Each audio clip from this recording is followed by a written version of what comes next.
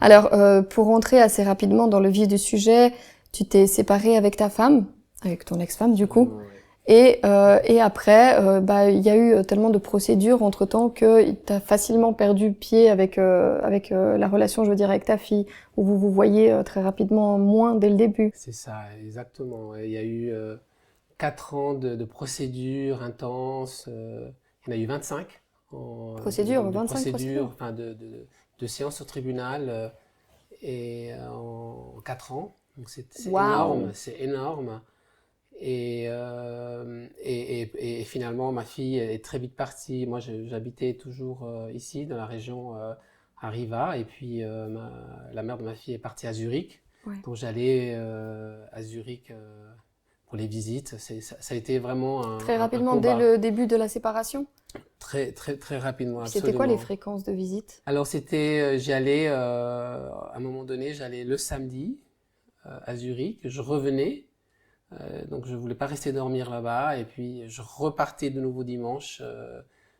Alors d'abord c'était une fois par semaine, tous les 15 jours et puis ensuite c'était une fois le samedi et une fois le dimanche tous les 15 jours. Ok, waouh. Donc ça a vraiment été une bataille euh, qui vraiment te marque psychologiquement et financièrement, professionnellement, Alors des deux raconte-nous côtés, hein. cette bataille. Au départ, il Mhm. y avait un droit de visite qui était établi après le jugement, c'est ça? Après le jugement de divorce, je présume. Voilà, voilà, exactement. Bon, nous, on n'était pas mariés, Mhm. mais effectivement, il y avait une convention, il y a quelque chose qui a été établi, mais on voyait bien que la mère essayait par tous les moyens de faire en sorte que ma fille ne me voie pas. Qu'est-ce qui te fait dire ça?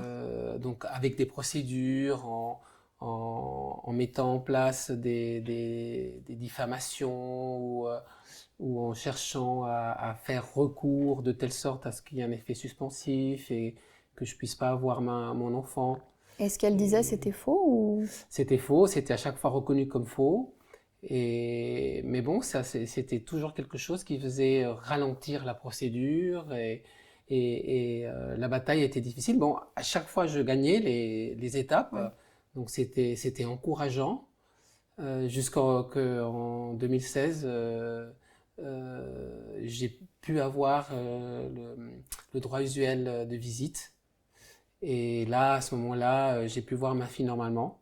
Je pensais que la situation allait se stabiliser à ce moment-là. Ta fille avait Et quel âge en elle 2016? avait 7 ans. Ok. Et c'est à ce moment-là que la mère de ma fille a convaincu ma fille, a manipulé ma fille, au point que ma fille m'a accusé d'attouchement. Euh, Comment ton ex-femme a pu faire ça? Je veux dire, elle- comment est-ce que c'est possible Mhm. qu'on arrive à manipuler un enfant pour que l'enfant lui-même accuse son parent Mhm. d'attouchement? C'est un peu un lavage de cerveau. C'est un peu un travail sur ce qu'on appelle le conflit de loyauté. C'est-à-dire que l'enfant devient peu à peu un enfant soldat. L'enfant devient en quelque sorte le soldat de sa mère qui est pour elle, pour l'enfant, est tout. C'est la mère qui avait le droit de garde. Et L'autorité donc, parentale était conjointe. l'autorité parentale n'était pas conjointe à ce moment-là. C'était la maman qui l'avait. C'était la maman qui l'avait, mais surtout, moi j'avais un droit de visite, mais le droit de garde était Attribuée à la octroyé à maman. la mère et la mère a fait un travail intense, par exemple lors des visites qu'elle avait avec moi. Une fois que la visite était terminée, ma fille avait droit à un interrogatoire en disant mais qu'est-ce que tu as fait avec ton père, comment ça s'est passé, qu'est-ce qui s'est passé, est-ce que tu as pris une douche avec ton père, où est-ce qu'il t'a savonné, où est-ce qu'il t'a pas savonné, qu'est-ce que tu as fait, ah vous étiez à la piscine, alors qu'est-ce qui s'est passé, comment ça s'est pas passé, et c'est pas une fois, c'est à chaque fois. Et donc c'est un travail, si tu veux, qui est constant sur un nombre d'années qui date quasiment de la naissance de ma fille. Et donc à un moment donné, l'enfant non seulement croit ce que la mère lui dit, mais surtout dans mon cas, vit surtout les angoisses de la mère. Ça, quand on a affaire, c'est ce que je te disais justement avant l'entretien, c'est ces personnes qui sont dysfonctionnelles, qui peuvent avoir un problème psychologique, et ce problème psychologique, ils le transmettent à l'enfant. Oui, les enfants Et l'enfant ressentent. fait sienne ses angoisses ou ses problèmes. Et c'est ce qui s'est passé avec ma fille, c'est qu'à un moment donné, toutes les angoisses que la mère pouvait vivre dans sa propre vie de personne adulte ont été transmises à l'enfant. Et l'enfant, comme la mère avait de la rancœur contre moi puisque je l'avais laissé, j'ai dû abandonner. C'est toi qui avais décidé C'est moi qui ai de décidé vous séparer? la séparation. Eh bien, cette angoisse et cette envie de vengeance font que, ensemble, bah, ça crée de la malveillance, ça crée des dysfonctionnements qui finalement emportent l'enfant dans ce qu'on appelle font de l'enfant un enfant otage. C'est ce que je te disais tout à l'heure, font de l'enfant un enfant soldat. Il y a un conflit de loyauté, c'est-à-dire que l'enfant doit choisir entre sa mère et son père. Ouais, c'est une trahison d'aimer l'autre parent. L'enfant, pour survivre, doit automatiquement choisir une seule personne et ne peut pas choisir. Un être adulte peut encore avoir cet équilibre, mais un enfant, pour survivre, doit choisir une seule personne. Mon enfant, à ce moment-là, a choisi la maman par la force des choses. Et à ce moment-là, ben ce qu'on appelle le piège s'est refermé. La police m'a mis en prison préventive. Donc j'ai fait 15 mois de prison préventive jusqu'à que je puisse prouver dans le procès que j'étais effectivement non coupable, que j'avais absolument rien fait. Donc j'ai été acquitté. Et ensuite, ben, il y a eu des recours, et donc en 2018, j'ai gagné. En 2019, il y a eu un recours, j'ai gagné. En 2020, il y a eu encore un recours, imagine. Et puis ensuite, là, en 2020, j'ai gagné au niveau pénal. Et j'ai continué la bataille au niveau civil jusqu'en 2022, où j'ai pu obtenir la possibilité que mon enfant soit suivi par un cabinet psychiatrique neutre, qui a fait en sorte, ce cabinet qui s'appelle les Boréales, ont réussi à ce que finalement je puisse revoir mon enfant en 2024. Et aujourd'hui, en 2025, c'est là où j'en suis. J'ai pu revoir mon enfant. C'est l'histoire d'un père, comme ça peut être aussi l'histoire d'une mère, parce que c'est important. Il y a 25% des femmes qui sont concernées par cette problématique. 75% d'hommes, mais on oublie qu'il y a 25% de femmes aussi.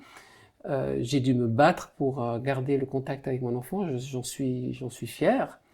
Mais ça m'a coûté énormément parce que j'ai tout perdu. J'ai perdu mes amis, j'ai perdu énormément d'argent, j'ai perdu toutes mes économies, j'ai perdu mon deuxième pilier, j'ai fini à l'aide sociale. Ma compagne heureusement était là pour me ramasser la petite cuillère et me soutenir. J'ai pu remonter la pente à la force du poignet. J'ai failli perdre la tête aussi, parce que c'est une histoire qui vous chamboule. Bien sûr. Et finalement, bah, je suis debout aujourd'hui professionnellement, socialement. Donc la situation va bien. Et puis je revois ma fille. Mais effectivement, dans une situation comme ça, est-ce que ta femme avait des raisons, il faut être ton très fort ex-femme, pour arriver à quelque chose. est-ce que ton ex-femme avait des raisons de t'accuser est-ce qu'elle avait des raisons de poser toutes ces questions à ta fille quand elle était plus jeune en lui disant est-ce que papa t'a douché ou est-ce qu'il t'a douché, est-ce qu'il t'a savonné ici ou pas, est-ce que elle avait des raisons de douter, pourquoi est-ce qu'elle était tellement comme ça sur ces questions-là? Elle n'avait aucune raison objective. Subjectivement, elle pouvait se dire, bon, peut-être qu'elle-même, elle a peut-être vécu des choses qui n'ont pas été correctes dans sa vie. Et peut-être que ces angoisses à elle les a transmises à son enfant. Oui. Ça, c'est une première possibilité.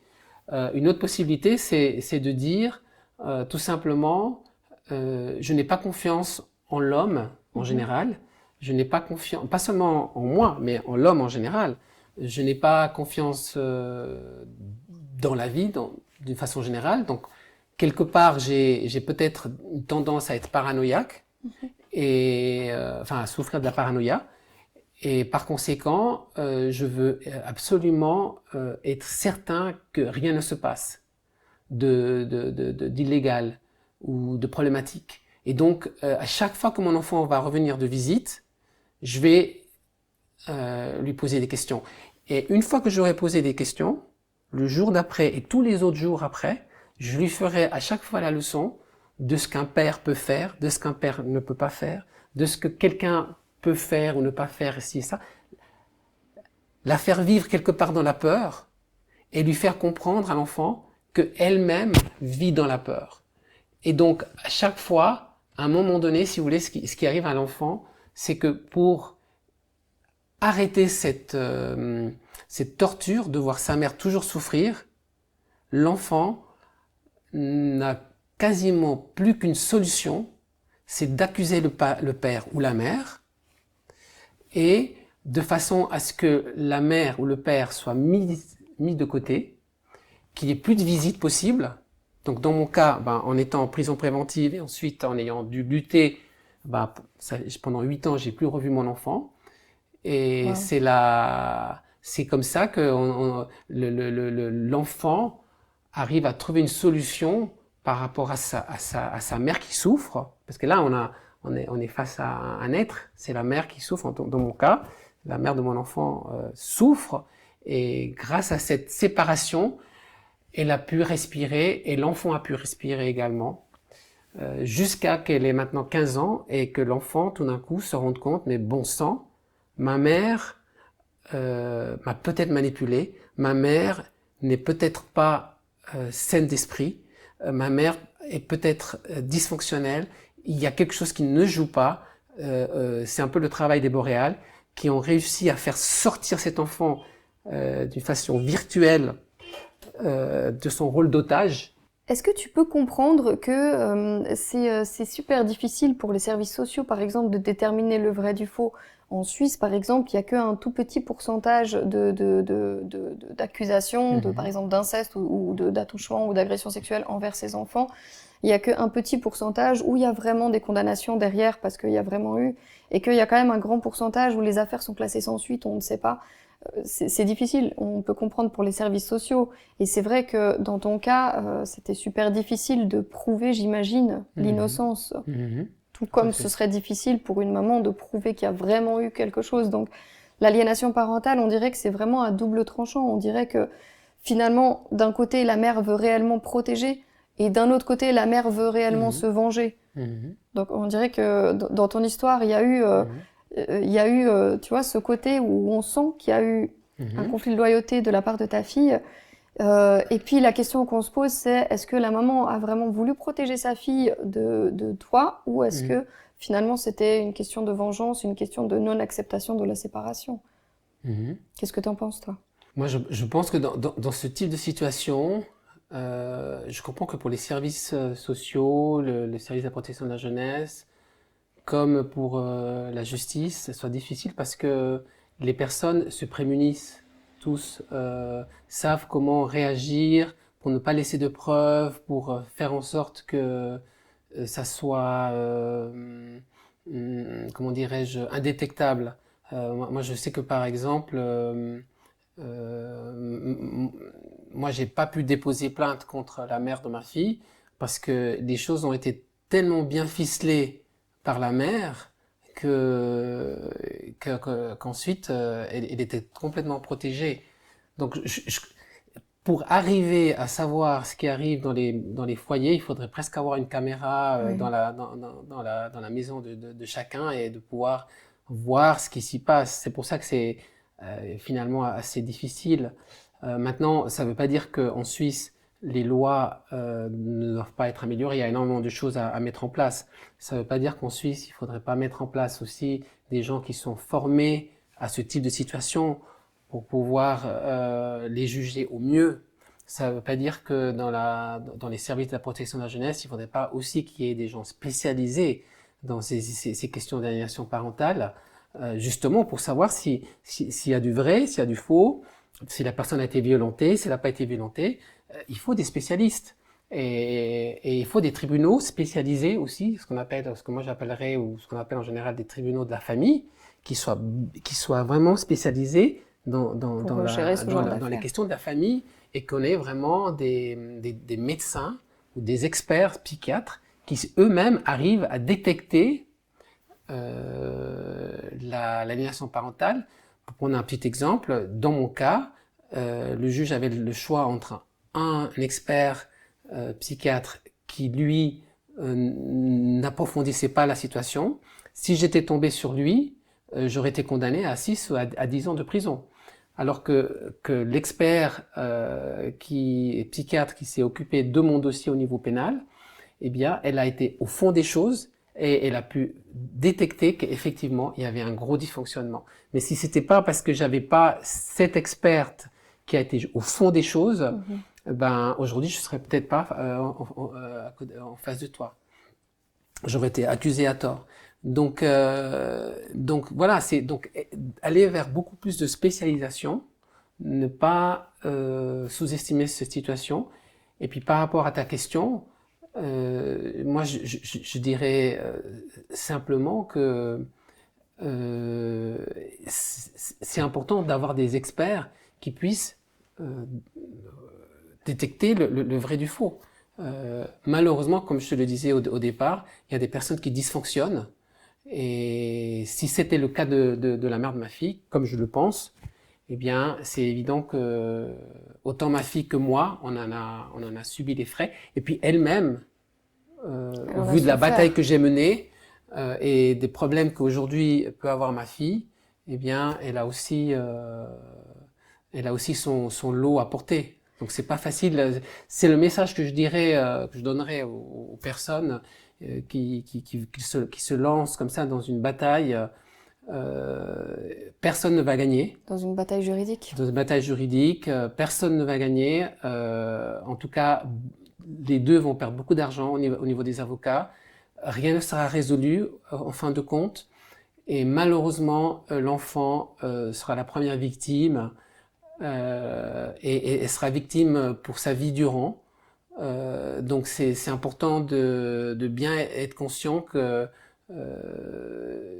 voilà, on peut peut-être se venger, on peut peut-être se protéger par rapport à ses angoisses, mais finalement c'est l'enfant qui trinque, et soi-même également.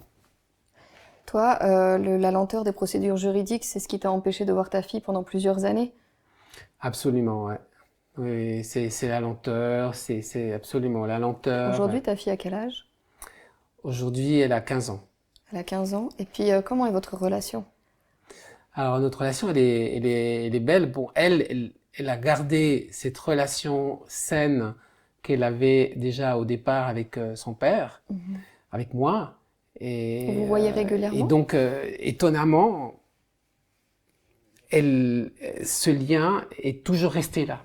Oui. Et quand elle m'a revu comme si elle m'avait quitté hier. Alors c'est un peu surréaliste, mais en tout cas, c'est comme ça que ça s'est passé. Aujourd'hui, on se voit, mais on a encore beaucoup de chemin à faire. Est-ce qu'elle est au courant que tu as fait de la prison à cause des paroles qu'elle avait prononcées ou pas? Alors oui, oui, bien sûr. Oui, j'ai écrit des livres. Je lui en ai parlé. Aujourd'hui, je fais de la prévention et je fais comment dirais-je, j'essaie de faire connaître cette thématique de société. Donc, je lui explique aussi mon engagement dans les ateliers. Donc oui, elle est Mais tu ne consciente. l'accables pas pour autant. Mais effectivement, il y a encore, comme je t'ai dit, c'est vrai que je la revois depuis octobre 2024. Oui. Et on a encore du chemin à faire pour arriver à aborder toutes ces questions qui nous ont séparés. Mais toi, tu ne lui en veux pas d'avoir dit ça. Est-ce qu'elle est déjà revenue sur ses paroles? Est-ce qu'elle a regretté d'avoir dit ce qu'elle a dit? Pour l'instant, on n'a pas encore abordé ce chapitre-là. pour l'instant, on n'a pas abordé ce chapitre-là. Moi, je lui en veux pas parce que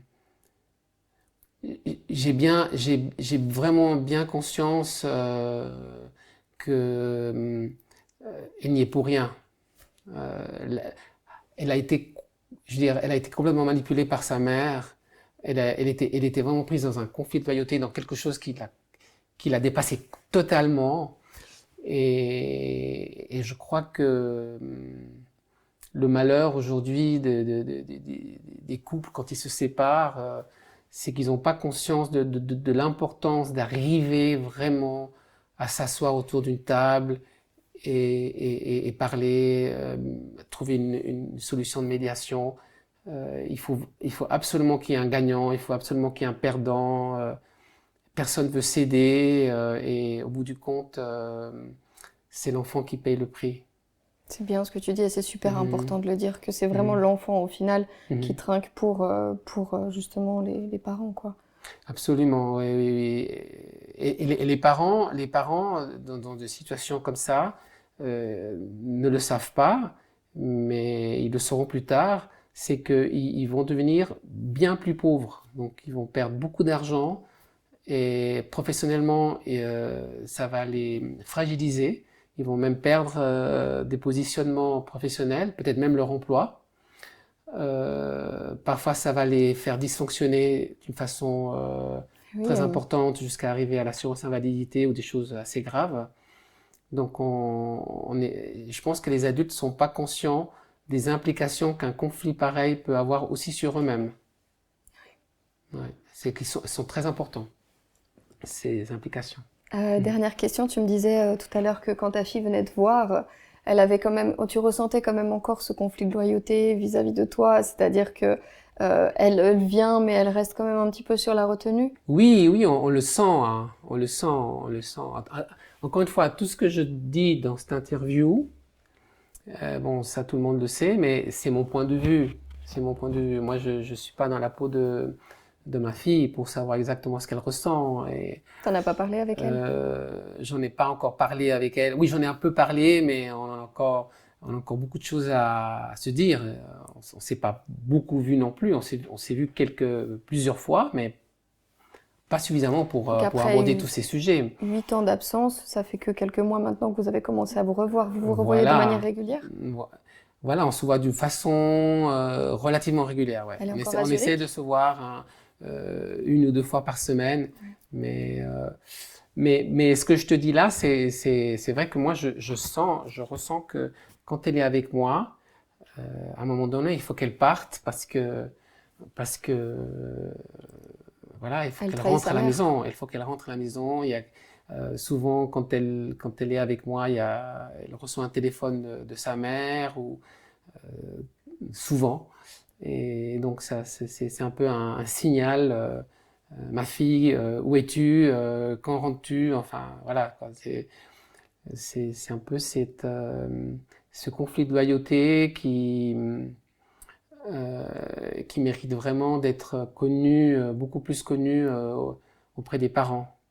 Quand on devient parent, je trouve, on devrait être informé sur ce que c'est un conflit de loyauté pour ne pas laisser son enfant tomber dans ce type de piège. Merci beaucoup pour ton témoignage Merci, et pour ces bons conseils que tu nous as donnés. Voilà, merci beaucoup, je suis à disposition.